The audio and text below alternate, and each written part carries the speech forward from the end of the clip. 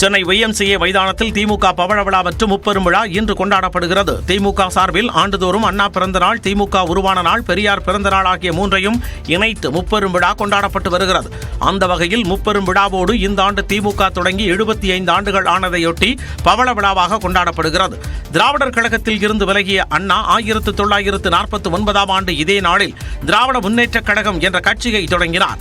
அண்ணா கருணாநிதி மறைவிற்கு பிறகு திமுகவை அக்கட்சியின் தலைவரும் முதலமைச்சருமான மு.க. ஸ்டாலின் வழிநடத்தி வருகிறார். 75 ஆண்டு திமுக பயணத்தில் மாநில சுயாட்சி, சமூக நீதி, சமத்துவம் போன்றவற்றிற்கு தொடர்ந்து குரல் கொடுத்து வருவதாக அக்கட்சியின் அமைப்பு செயலாளர் RS பாரதி தெரிவித்தார். துவக்கப்பட்ட நாளிலிருந்து இன்று வரையில் ஒரே லட்சியத்தோடு வாழ்கிற கட்சி, ஒரே கொடிய ஒரு சின்னத்தில் 1957 உதயசூரில் போட்டியிட்ட திமுக இன்று வரையில் உதயசூரில் போட்டியிடுகிறது. வேற எந்த அரசியல் கட்சிக்கு அந்த பெருமை கிடையாது. ஆக பவள விழா காணுகிற திமுகவுக்கு இது போன்ற பல பெருமைகள், சரித்திரம் புகழ் வாய்ந்த நிகழ்வுகளாக இருக்கிறது. இந்த நிலையில் AI தொழில்நுட்ப வசதியுடன் திமுக பவள விழாவை சிறப்பிக்க ஏற்பாடு செய்யப்பட்டுள்ளது. வெள்ளி விழா, பொன் விழா, பவள விழா கொண்டாட்டத்தின் போதெல்லாம் திமுக ஆட்சி அதிகாரத்தில் பயணிப்பதாக அரசியல் வட்டாரங்கள் தெரிவித்துள்ளன.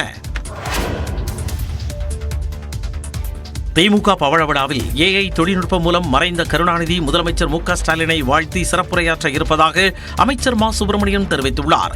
சென்னை நந்தனத்தில் விழா ஏற்பாட்டிற்கான இறுதிக்கட்ட பணிகளை அமைச்சர் ஆய்வு செய்தார். கோட்டை முகப்பு, பந்தல், விழா மேடை, இருக்கைகள், பிரம்மாண்ட திரைகள், வாகன வசதி உள்ளிட்டவற்றை பார்வையிட்டார். பின்னர் செய்தியாளர்களிடம் பேசிய அமைச்சர் மா. சுப்பிரமணியன் திமுக பவள விழாவில் 1 லட்சம்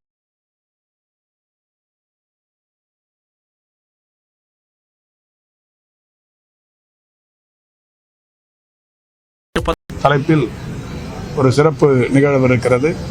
நம்முடைய முத்துவேல் கருணாநிதி ஸ்டாலின் அவர்களை தகவல் தொழில்நுட்ப வளர்ச்சியில் அதீத பங்கு என்கின்ற வகையில் முத்தமிழறிஞர் கலைஞர் அவர்கள் வாழ்த்தி உரையாற்றவிருக்கிறார். இப்படிப்பட்ட ஒரு பல்வேறு சிறப்புகள் இந்த பவள விழாவில் நிகழ்த்தப்படவிருக்கிறது. முரசொலி பவள விழா, முதலமைச்சர் மு.க. ஸ்டாலினின் 70வது பிறந்தநாள் விழா, மகளிருக்கான உரிமை மாநாடு ஆகியவை YMCA மைதானத்தில்தான் சிறப்பாக நடைபெற்றதாகவும் அமைச்சர் மா. சுப்பிரமணியன் கூறினார். தமிழ்நாட்டில் கோயில்களை பக்தர்கள் நிர்வகிக்க வேண்டும் என மத்திய நிதியமைச்சர் நிர்மலா சீதாராமன் தெரிவித்துள்ளார். நிதி நிலைமையை பொறுத்தே மாநில அரசுகள் இலவசங்களை அறிவிக்க வேண்டும் என மத்திய நிதியமைச்சர் நிர்மலா சீதாராமன் அறிவுரை வழங்கியுள்ளார். நெட்வொர்க் 18 குழும ஆசிரியர் ராகுல் ஜோஷி உடனான கலந்துரையாடலில் மத்திய நிதியமைச்சர் நிர்மலா சீதாராமன் பல்வேறு தகவல்களை பகிர்ந்து கொண்டார். அதில் நிறைவேற்ற முடியாத திட்டங்களை அறிவித்துவிட்டு கர்நாடக அரசு திண்டாடுவதாக குறிப்பிட்டார். What that budget is capable of taking up? Will that state be in a position to undertake its developmental activities plus all the freebies and get it funded through the budget in the assembly, get it clear in the assembly or in the parliament, and then announce schemes? Classic example is of Karnataka and Himachal Pradesh. நிதித்துறையில் துணிச்சலான சீர்திருத்த நடவடிக்கைகளை மத்திய அரசு மேற்கொள்ளும் எனவும் நிர்மலா சீதாராமன் குறிப்பிட்டார். தமிழ்நாட்டில் கோவில்களை பக்தர்கள் நிர்வகிக்க வேண்டும் என மத்திய நிதியமைச்சர் நிர்மலா சீதாராமன் தெரிவித்துள்ளார். நெட்வொர்க் 18 குழும ஆசிரியர் ராகுல் ஜோஷியுடனான கலந்துரையாடல் நிகழ்ச்சியில் பேசிய நிர்மலா சீதாராமன் இதனை தெரிவித்தார். Wherever temples are with the government, it should ideally be left to the devotees and the devotees. It should be managed by well-wishers, devotees in the place rather than be kept in the government's control. தமிழ்நாட்டில் சட்டப்பேரவை தேர்தல் குறித்து பாஜக தலைமை முடிவெடுக்கும் என்றும் நிர்மலா சீதாராமன் கூறினார். The state election, it will be the central party which will take a call on how, what should be at all on the alliance matter. மக்களவை எதிர்க்கட்சித் தலைவர் ராகுல் காந்தி உண்மைக்கு புறம்பான தகவல்களை வெளிநாட்டில் பேசி வருவதாகவும் நிர்மலா சீதாராமன் சாடினார். தமிழ்நாட்டிற்கு வரும் தொழில் முதலீடுகள் குறித்து எதிர்க்கட்சிகள் கீழ்த்தரமான அரசியலை செய்யக்கூடாது என தொழில்துறை அமைச்சர் TRB ராஜா கூறியுள்ளார். நியூஸ் 18 தமிழ்நாடுக்கு பேட்டியளித்த அவர் இவ்வாறு தெரிவித்தார். எதிர்க்கட்சிகள் எல்லாம் தொழில் முதலீட்டை பொறுத்தவரை இதிலும் கீழ்த்தரமான அரசியலை செய்யக்கூடாது.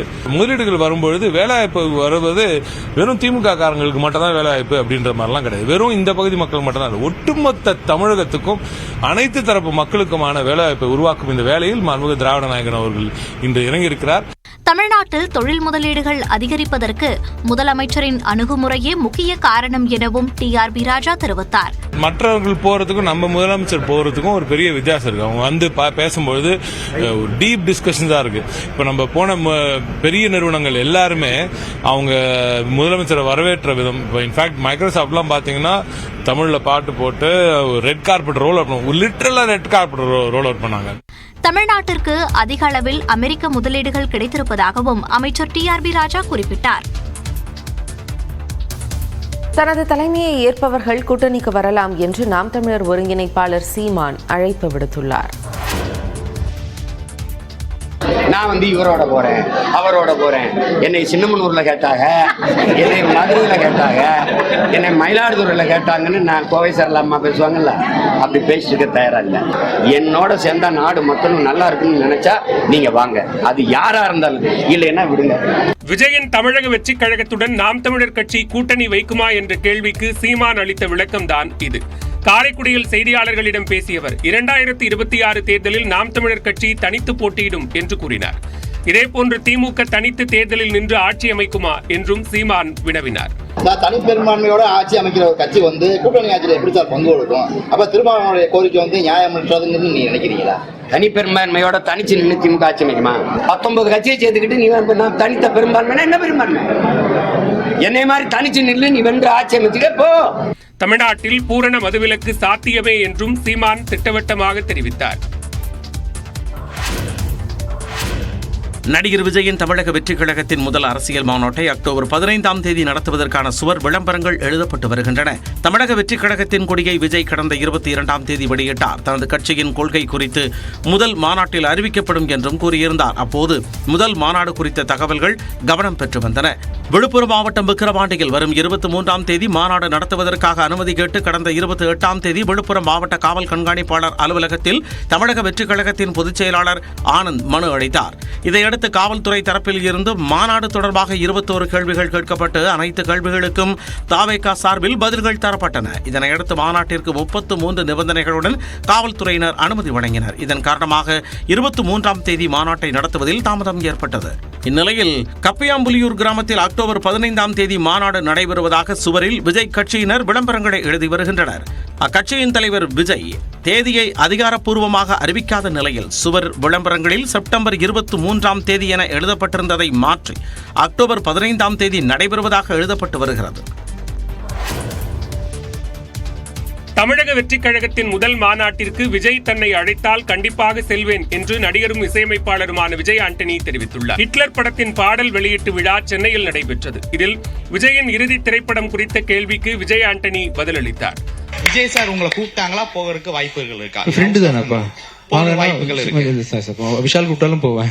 இல்ல விஷால் சார் ஆரியா மாநாடு வச்சாலும் போவேன். இல்ல நீங்க கூப்பிடுறீங்களா மாநாட்டுக்கு வர்றேன். விஜய் சார் ரியா we have any plan to மாநாடு? கிங்ஸ்லி கூப்பிட்டாலும் போவேன். விடுங்கப்பா. விஜயின் எதிர்காலத்திற்கு காலம்தான் பதில் சொல்ல வேண்டும் என்றும் விஜய் ஆண்டனி கூறினார். தூத்துக்குடி துறைமுகத்தில் புதிய சரக்கு பெட்டக முனையம் நாட்டிற்கு அர்ப்பணிக்கப்பட்டது. தூத்துக்குடி வஉசி துறைமுகத்தில் பல்வேறு திட்டப்பணிகள் தொடக்கம், அடிக்கல் நாட்டல் என ஒருங்கிணைந்த விழா திங்களன்று நடைபெற்றது. கப்பல் போக்குவரத்து துறை அமைச்சர் சர்பானந்த சோனோவால், திமுக எம்பி கனிமொழி ஆகியோர் நிகழ்ச்சியில் பங்கேற்றனர். துறைமுக வளாகத்தின் 9வது கப்பல் தளத்தில் புதிதாக 400 கோடி ரூபாய் மதிப்பில் அமைக்கப்பட்டுள்ள 40% பெண்கள் பணிபுரியக்கூடிய சர்வதேச சரக்கு பெட்டக முனையம் திறக்கப்பட்டது. காணொலி காட்சி மூலம் பங்கேற்ற பிரதமர் மோடி தனது வாழ்த்துக்களை பகிர்ந்து கொண்டார். தூத்துக்குடியில் திறக்கப்பட்டுள்ள புதிய சரக்கு முனையம் நாட்டின் வர்த்தக திறனுக்கான சான்று என்று கூறினார். यहाँ के पोर्ट इंफ्रास्ट्रक्चर में 3 मेजर पोर्ट्स और 17 नॉन मेजर पोर्ट शामिल है. इसी सामर्थ्य की वजह से आज तमिलनाडु मैरीटाइम ट्रेड नेटवर्क का बहुत बड़ा हब है. நிகழ்ச்சியில் பேசிய திமுக எம்பி கனிமொழி, தூத்துக்குடி துறைமுகத்தில் உயரதிகாரிகள் பதவியிலும் உள்ளூர் மக்களுக்கு முன்னுரிமை அளிக்க வேண்டும் என்று கனிமொழி எம்பி கேட்டுக்கொண்டார். சிறிய துறைமுகங்கள் உள்ள மாநிலங்களில் அந்த மாநில அரசோடு இணைந்து துறைமுக வளர்ச்சிப் பணிகள் மேற்கொள்ளப்படும் என மத்திய அமைச்சர் சர்பானந்த சோனோவால் தெரிவித்தார். சுங்க கட்டணம் என்ற பெயரில் வழிப்பறி நடப்பதாக கூறி மனிதநேய மக்கள் கட்சியினர் போராட்டம் நடத்திய நிலையில் சில இடங்களில் சுங்கச்சாவடிகள் சூறையாடப்பட்டன.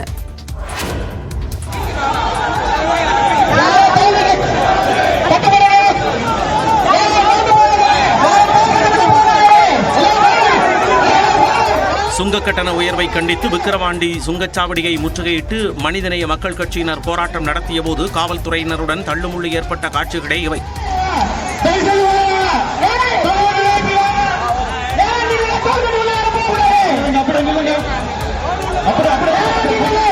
சுங்கச்சாவடிகளில் அதிக கட்டணம் வசூலிப்பதாக குற்றஞ்சாட்டி மனிதநேய மக்கள் கட்சியினர் சுங்கச்சாவடி முற்றுகை போராட்டத்தில் ஈடுபட்டனர். விக்கிரவாண்டி முற்றுகை போராட்டத்தில் பெரும் தள்ளுமுள்ளு ஏற்பட்டதால் சென்னை திருச்சி தேசிய நெடுஞ்சாலையில் போக்குவரத்து பாதிக்கப்பட்டது.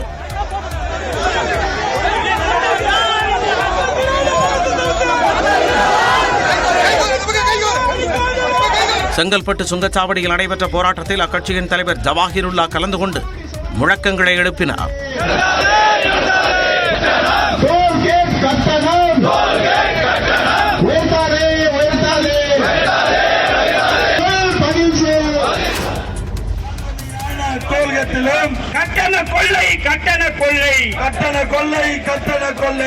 மதுரை கப்பலூர் சுங்கச்சாவடியை இடமாற்ற கோரி மனிதநேய மக்கள் கட்சியினர் முற்றுகை போராட்டம் நடத்தியதால் பரபரப்பு நிலவியது. தொடர்ந்து போராட்டத்தில் ஈடுபட்ட 500க்கும் மேற்பட்டோரை காவல்துறையினர் கைது செய்து தனியார் திருமண மண்டபத்தில் தங்க வைத்தனர். செங்கல்பட்டு மாவட்டம் பரனூர் சுங்கச்சாவடி முற்றுகை போராட்டத்தின் போது சுங்கச்சாவடி கண்ணாடி உடைக்கப்பட்டு போலீஸ் வாகனம் மீது தாக்குதல் நடைபெற்றதால் கலவர சூழல் ஏற்பட்டது.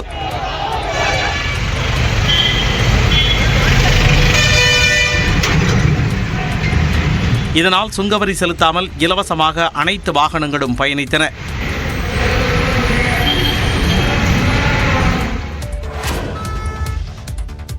வேலூர் மாவட்டம் பள்ளிகொண்டா சுங்கச்சாவடியை மனிதநேய மக்கள் கட்சியினர் முற்றுகையிட்ட போது கல்வீச்சு சம்பவங்கள் நடைபெற்றன.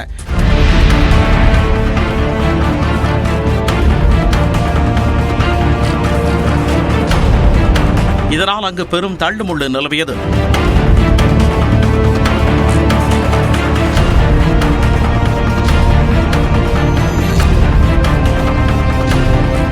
கோவை மாவட்டம் கனியூர் சுங்கச்சாவடியை முற்றுகையிட்டு போராட்டத்தில் ஈடுபட்ட மனிதநேய மக்கள் கட்சியினருக்கும் போலீசாருக்கும் இடையே தள்ளுமுள்ளு ஏற்பட்டதால் பரபரப்பு நிலவியது.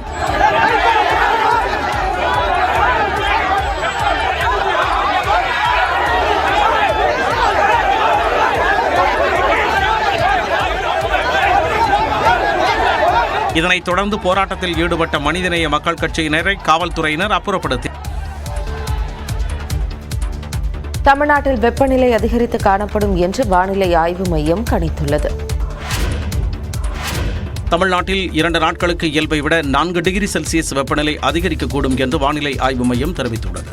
மேற்கு திசை காற்றின் வேக மாறுபாடு காரணமாக அடுத்த 7 நாட்களுக்கு தமிழ்நாட்டில் ஓரிரு இடங்களிலும் புதுவை மற்றும் காரைக்காலிலும் மிதமான மழை பெய்ய வாய்ப்புள்ளதாக வானிலை ஆய்வு மையம் கூறியுள்ளது. தமிழ்நாட்டில் அடுத்த 2 நாட்களுக்கு அதிகபட்ச வெப்பநிலை 4 டிகிரி செல்சியஸ் இயல்பை விட அதிகரிக்கும் என்றும் அதிக வெப்பநிலை மற்றும் அதிக ஈரப்பதம் இருக்கும்போது அசௌகரியம் ஏற்படலாம் என்றும் தெரிவித்துள்ளது.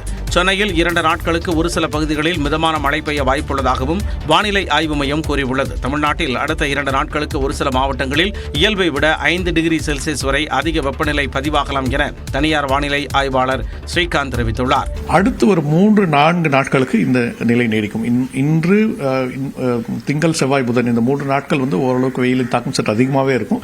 அதுக்கப்புறம் படிப்படியாக கொஞ்சம் குறையும். அக்டோபர் 3வது வாரத்தில் வடகிழக்கு பருவமழை தொடங்க வாய்ப்புள்ளதாகவும் ஸ்ரீகாந்த் தெரிவித்தார். தமிழ்நாட்டில் 13 இடங்களில் நேற்று 100 டிகிரி ஃபாரன்ஹீட்டை தாண்டி வெப்பம் பதிவானது. இது தொடர்பாக வானிலை ஆய்வு மையம் வெளியிட்டுள்ள அறிக்கையில் செப்டம்பர் 16ஆம் தேதி சென்னை உட்பட தமிழ்நாட்டின் 13 இடங்களில் 100 டிகிரி ஃபாரன்ஹீட்டை தாண்டி வெப்பம் பதிவானது. அதிகபட்சமாக மதுரை விமான நிலையத்தில் 104.54 டிகிரி ஃபாரன்ஹீட் வெப்பமும், நாகை, தஞ்சை, ஈரோடு ஆகிய பகுதிகளில் தலா 102 டிகிரி ஃபாரன்ஹீட்டும் பதிவானது. சென்னையில் 101 டிகிரி ஃபாரன்ஹீட் வெப்பமும் பதிவானது. தமிழ்நாட்டின் குளிர் பிரதேசங்களான வால்பாறையில் 80 டிகிரி ஃபாரன்ஹீட், குன்னூரில் 75 டிகிரி ஃபாரன்ஹீட், கொடைக்கானலில் 73 டிகிரி ஃபாரன்ஹீட், உதகையில் 60